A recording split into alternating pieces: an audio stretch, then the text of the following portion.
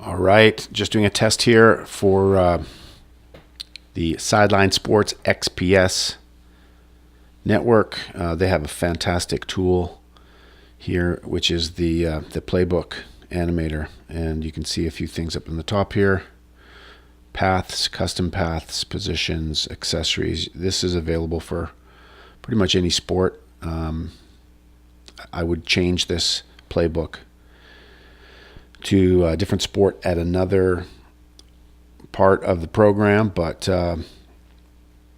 let's just show you how to create a diagram. To create a new diagram and give it a name, we can call it Sideline Sports. Click OK. I'm going to stop this little recording, which is a tutorial. So as you can see here, it's just a pretty plain black and white court. I can change that. That's the sign collection library. I'm not going to be using that. This is where I want to go. Gives me a bunch of different options. As you can see, it's got FIBA, NBA, NCAA men, NCAA women, high school, or just a blank court or blank space. You could do whatever you want on that. I'm going to go with FIBA. I'm going to pick the half hardwood, click select. As you can see, then it shows up. If I want to zoom in on that, I can make it bigger. And yeah, so it's very simple. I can make more columns, 3 columns, 1 column, side by side. When I add my next field, you'll see what I mean. But I'm going to zoom it in a bit. You might have seen other programs like Fast Draw, or I don't even know what else there is out there, but this is the one that I use. Frame 1. You can go in and add your description there.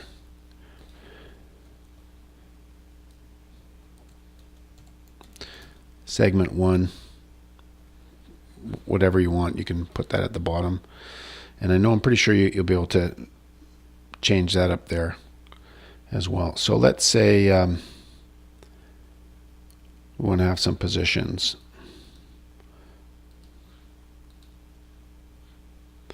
Let's say we've got something like that. So there's a little button here that allows me to, every time I press, put a new number. Now, if I wanted to erase that, all those ones, I can just go like that and erase them. There's a little button here. If I uncheck it and click on the 1, every one of these will now be a 1.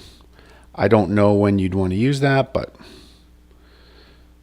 you might want to. There's also a way to undo everything that you just did. I'm not going to use that way. I'm just going to use the eraser. It's easier. All right, so let's say you didn't want a circle, or maybe you just wanted a circle with the ball, and then maybe we're going to use 2, 3, 4. So, sorry, I didn't check that. My mistake.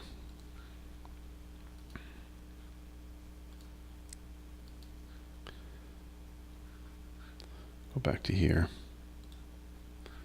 Click on 3, 4, 5, and then if I just click the arrow, it's very easy to move these around.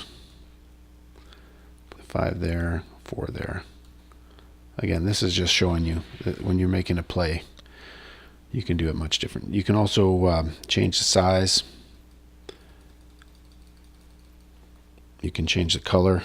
Let's say I wanted that to be blue. It's very customizable, very good. You can also use these buttons here, like that. Let's say you wanted to put a different color on defense. You also have the opportunity to use your X's up here, as you can see. I'm going to get rid of these. I'm going to get rid of that too, and I'm going to put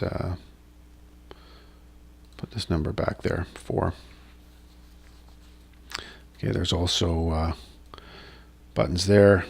You can draw squares or shaded areas. You can delete, do more of them with, squares within squares. You can do circles, and obviously you can change the shape of that circle and click back to the arrow if you want to move that, and then again you can just click that to make it smaller. You see the blue dot on the top, that means that's the one that I'm working with. As for paths, click down, point, and then you right click to finish. If I want this guy to be on a curved path or a custom path, or I can do that like this, and every time you stop it, it curves. All right, right click to stop it. 5, let's say you want him to come over here. Actually, I'm going to remove that path. I'm going to have him coming across to set a screen for 3. So you can see they've got the little buttons there.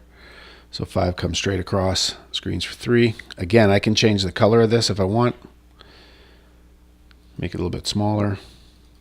I'm going to go with red.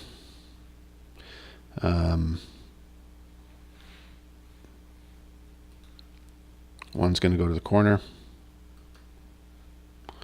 Now 2 has the ball. I can click that and put the ball in his hands.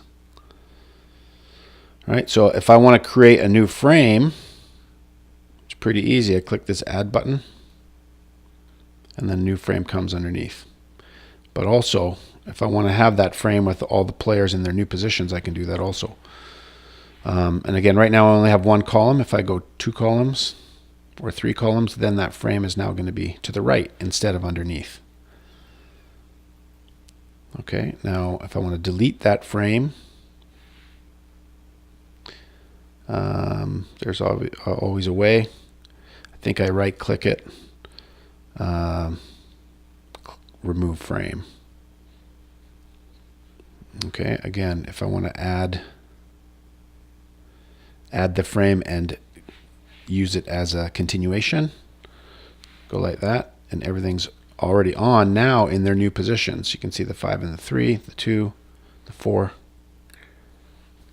and that was our first one. So again, very easy. If I want to make it go below now, I just click this, and it's going to go frame 3. It will be underneath. Again, I can zoom out, show you all of them. Zoom in. This is a fantastic tool, and I can insert all of this, all my plays, into a document. I don't have a file open for editing to do that, so I'm not going to do that right now, but I'm just going to click on that. Again, see all these things here. I can put this into a PDF, save it as a PDF, save the collection as a PDF. I've got a handy help button right there.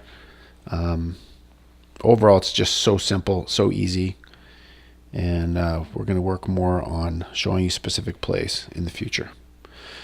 Todd Kazinka, Planet Hoops, Sideline Sports XPS Playbook.